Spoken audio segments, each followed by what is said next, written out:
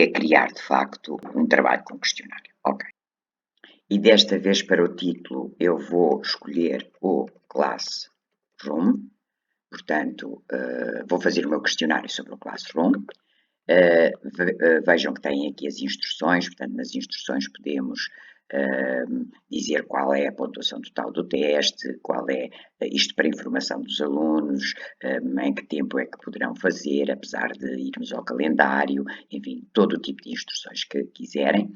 Posso adicionar aqui de novo materiais que quero que eles consultem antes de fazer o teste, ou que revejam antes de fazer o teste.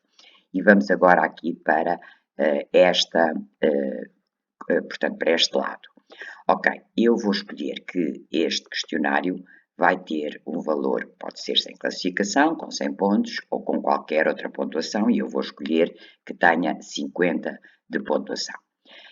Sem data de conclusão, ou vou escolher que tenha data e hora de conclusão. Sem tópico, eu realmente ainda não criei o tópico do Classroom, portanto, vou aqui criar o tópico e vou pôr Classroom, que é para depois ele me ficar no Classroom. Não se esqueçam que tem ainda a rúbrica, onde podem reutilizar uma rúbrica já existente em que tenham os critérios de avaliação, por exemplo, aplicáveis a todos os questionários que criarem, ou criar uma rúbrica em que põem os critérios em que vai ser avaliado. Ok, a partir daqui vou entrar então no meu quiz. O meu quiz já está pré-preenchido para que este clipe não fique muito longo. E vamos começar pelas potencialidades que eu usei. Como é que eu escrevi aqui? Secção do questionário autocorrigida receberá logo a pontuação total de 20. Isto se vocês fizerem secções dentro do vosso questionário. Se não as fizerem, pode ser sempre uma maneira de acrescentar informação ou regras para os vossos alunos. Muito simplesmente, indo aqui a isto, que me permite adicionar título e descrição. Okay. Vou fazer estão a ver? Quero apagar, porque já estava corrigido, e clico aqui no eliminar. Ok. E nesta secção, eu quero dizer às pessoas que vão fazer o questionário que é uma secção autocorrigida, portanto as perguntas têm todas elas logo correção e informação da pontuação aos alunos e que receberá a pontuação de 20%. Ok. Depois vamos aos tipos de perguntas. Sempre que eu quero acrescentar uma pergunta, vou aqui ao sinal de mais. Mais uma vez eu vou criar uma pergunta que depois apagarei para verem quais são as opções que tem. Ok, então tem opções de resposta curta, resposta em parágrafo, uma secção de escolha múltipla ou de caixa de verificação ou de pendente, ou ainda uma resposta em que o aluno terá que carregar um fecheiro. Eu tentei fazer uma pergunta de cada um dos tipos, de modo a que vejam qual é a melhor maneira que se adequa às vossas necessidades ou às necessidades daquele tema, daquele conteúdo. Chamada de atenção. Aquelas perguntas que poderão ter autocorreção são a resposta curta, escolha múltipla, caixa de verificação e pendentes. Todas as respostas que sejam exigidas por parágrafo ou por carregar fecheiro, é claro que terão que ser alvo da nossa correção e de uma avaliação posterior para ser comunicada ao aluno.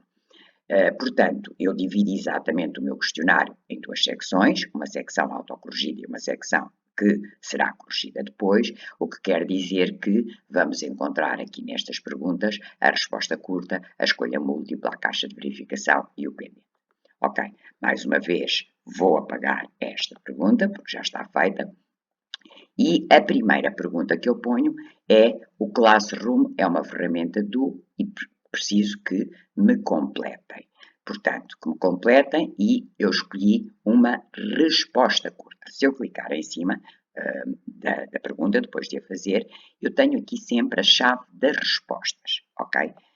Ao clicar nas chaves da resposta, se eu atribuo pontos, se eu atribuir 5 pontos, posso atribuir os pontos aqui e aquilo que eu tenho que imaginar é como é que me vão responder à pergunta. Ela é uma pergunta fechada, mas apesar de fechada pode haver várias variantes, várias nuances. Por exemplo, a resposta é Google, a pessoa pode-me responder Google com o G maiúsculo, a pessoa pode-me responder Google com o G minúsculo.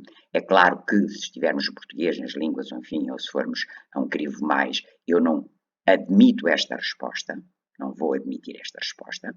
A pessoa, porque por exemplo está incorreta em português, a pessoa pode dizer do G Suite e eu posso adicionar tantas respostas quantas aquelas que eu vou considerar corretas. Posso adicionar, por exemplo, que vou aceitar que uma pessoa me escreva tudo em maiúsculas. Pronto. Estas são as respostas que eu vou considerar como certas. Ok. Posso adicionar um comentário à resposta. A resposta era Google, por exemplo. A resposta correta era e a correção da resposta, ou então posso escrever errado. Tens de rever a matéria. Pronto. E faço o guardar. E, portanto, haverá um comentário sempre que eles não acertarem, ou seja, que não tiverem uma destas opções e que dirá errado, tens de rever a matéria. Passamos agora, concluído, claro. Passamos, portanto, esta pergunta está concluída. Tive que pôr o concluído para a pergunta estar concluída. Passamos agora a outra pergunta. O que fazer para marcar um trabalho / pergunta entre duas datas específicas? E temos aqui 3 opções. Na agenda, marcar a data e hora em que o trabalho estará disponível. Na agenda, marcar a data e hora em que o trabalho deixará de estar disponível. Avisar os alunos de quais as datas de início e de fim de trabalho. Claro que nós podemos sempre avisar os alunos, mas aquelas respostas que eu considerei corretas, chave das respostas, será que sejam assinaladas as duas. Portanto, é possível marcar na agenda, quer quando o trabalho está disponível, quer quando o trabalho deixará de estar disponível. Mais uma vez, pus 5 pontos, mais uma vez podemos adicionar um comentário à resposta e depois de isto feito, portanto eu poderia ter posto tantas opções quantas aquelas, as que não estiverem como esta, se o aluno clicar nesta vai ter errado, uma chamada de atenção, portanto, se isto vale 5 pontos, quer dizer que se o aluno só assinalar uma delas, vai ter 2,5 pontos. Se assinalar as duas, terá 5, se não assinalar nenhuma delas, terá 0 pontos. Ok. Chamar a atenção agora aqui para uma coisa. Temos sempre a possibilidade de fazer obrigatória a resposta ou não obrigatória. O que é que acontece? Sempre que pomos obrigatório, o aluno tem necessariamente que responder, senão não consegue avançar no questionário, não consegue submeter o questionário. Se deixarmos aqui respostas em branco, o aluno pode saltar essa pergunta que depois nos aparecerá em branco. No normal, nas respostas curtas, eu ponho obrigatório. Aliás, nos questionários que vos são mandados, vos são enviados, pronto, as perguntas são obrigatórias e, portanto, eu ponho sempre como obrigatório. Há ainda aqui uma opção que é de duplicar. Sempre que a estrutura de uma pergunta for igual, parecida, igual, eu faço duplicar, que é para depois só escrever as correções. Portanto, ok. Entretanto, vamos para outra pergunta. E reparem que aqui eu escolhi pendente. O pendente só admite uma resposta certa, enquanto que a anterior, que era de escolha múltipla, admite mais do que uma resposta certa. No pendente, portanto, quando eu escolho o pendente, aparecem de novo opções e a pergunta era qual a opção mais correta: disponibilizar materiais de apoio à consolidação das aprendizagens numa unidade temática assunto, e eu pus fornecendo links, colocando os materiais na drive da turma, utilizando a opção materiais, onde se pode reunir todas as outras opções. Portanto, a resposta certa, se forem aqui à chave, aliás, já está aqui na chave das respostas, eu digo qual é a opção certa, volto a dizer quais são os pontos, de novo posso adicionar comentários à resposta, concluído, e a resposta está completa. Temos ainda uma outra opção, que é de caixa de verificação, que também possibilita escolher-se mais do que uma opção. Portanto, volto a pôr aqui as várias opções de resposta, umas erradas, outras certas, e a pergunta é, quando se publica um trabalho para os alunos, ele aparece e diz aqui no separador de trabalhos, na página inicial stream, no separador de trabalhos e na página inicial stream.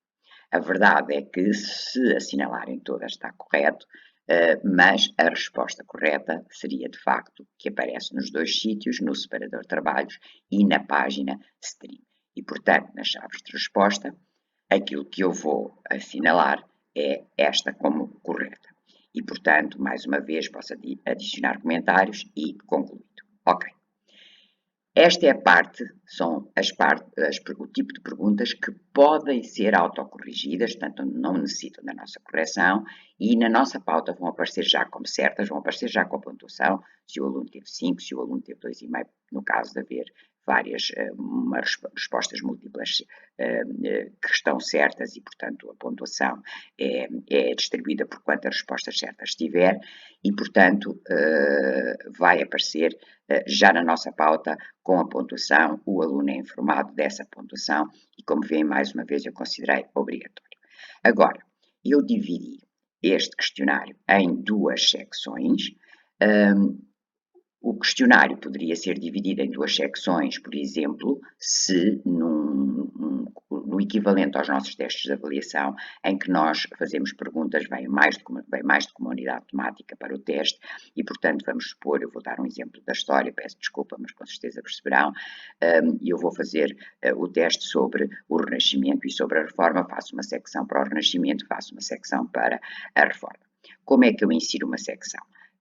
Em cima da última pergunta, eu clico aqui e ponho adicionar secção. Mais uma vez, eu adicionei uma secção que vou apagar porque já a tinha criado, mas assim também ficam a perceber como é que se apaga.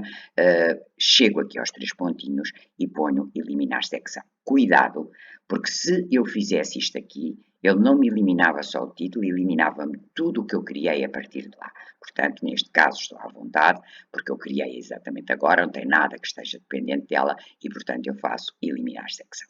Ok, e então entrei na secção 2, que é a secção do questionário, como quando eu crio, aparece-me logo um título, eu chamei-lhe segunda parte, e um espaço para eu fazer a descrição, e eu escrevi aqui secção do questionário, que será posteriormente corrigido pelo professor, a pauta dos resultados será depois publicada e vale 30 pontos.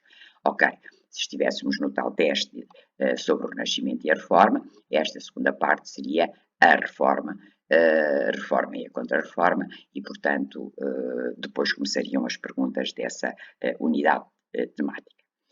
Porquê é que eu fiz as duas secções? Porque esta é a parte do questionário em que eu utilizei perguntas que não são de correção automática. E isso quer dizer que eu utilizei aqui um parágrafo, portanto, mas escolhi a opção parágrafo, o que quer dizer que o aluno tem uma resposta tão longa como aquela que terá.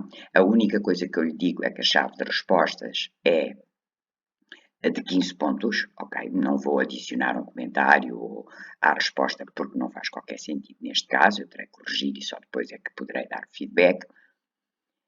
E posso optar para ser obrigatória ou não ser obrigatória, ok? Pronto. Finalmente, falta-nos só um tipo de pergunta, que é a opção carregar fecheiro, ok? Pronto.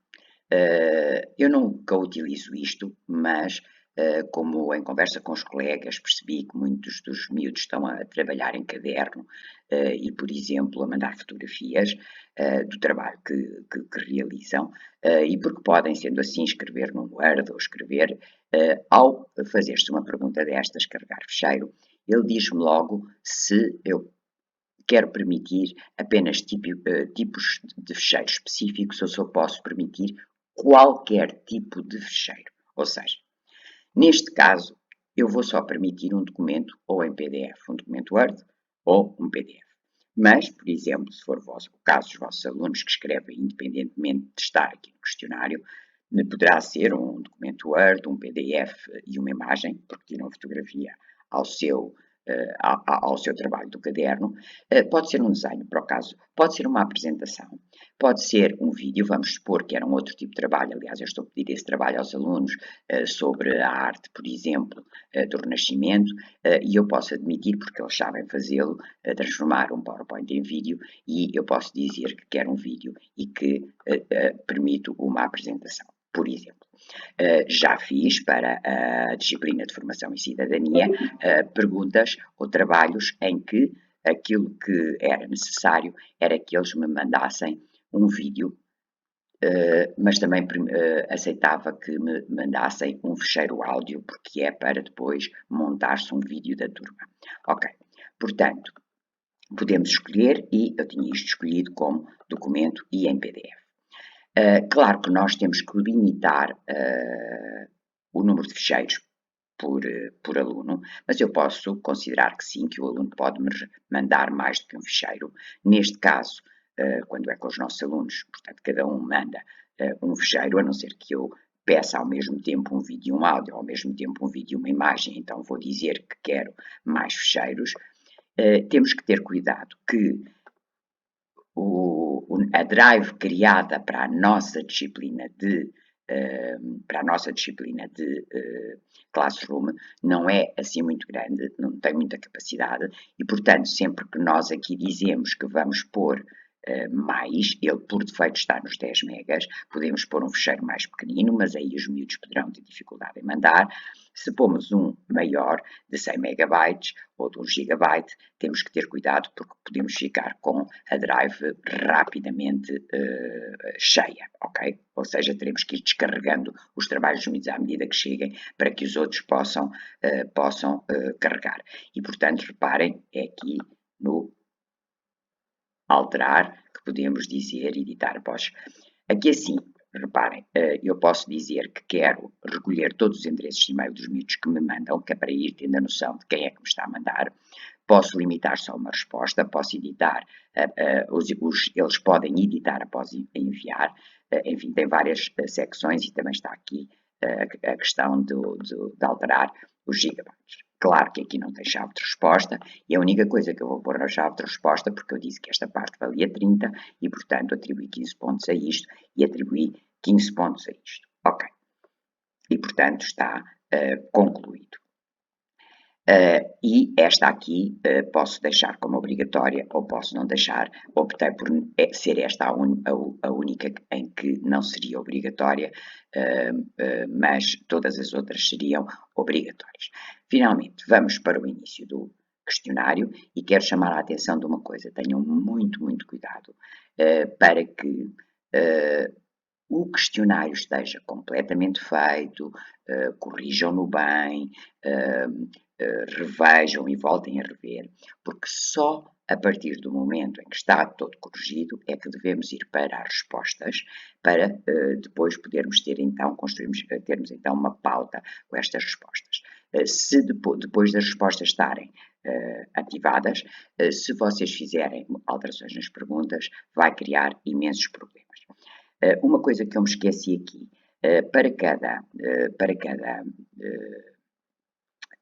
para uma pergunta, nós podemos optar por juntar uma imagem. Por exemplo, eu nesta pergunta, eu queria juntar uma imagem. Pronto, vamos ao nosso computador, eu vou aqui às imagens, espero ter aqui alguma coisa que seja possível, por exemplo, este da arquitetura, estávamos a falar do Renascimento, estava a dar o meu exemplo do teste do Renascimento e vamos ver aonde é que aparece a imagem. Como veem, a imagem aparece aqui, ok? Aliás, foi uma imagem que eu usei exatamente para o teste e que se referir-se em teoria à pergunta a seguir, que no caso do meu teste sobre o Renascimento seria observa atentamente as duas imagens e caracteriza, a partir delas caracteriza a arte renascentista. Ok, vou apagar. E tenho então a certeza que o meu teste está completamente pronto. Uma outra chamada de atenção. Tinha-vos dito que trabalhássemos sempre com o separador do YouTube aberto, ao mesmo tempo que estamos a trabalhar com o separador do Classroom, porque no YouTube estariam os clipes e os filmes que nós queremos disponibilizar com materiais. Não se esqueçam que isto tudo sempre dentro da nossa conta, da conta que criaram,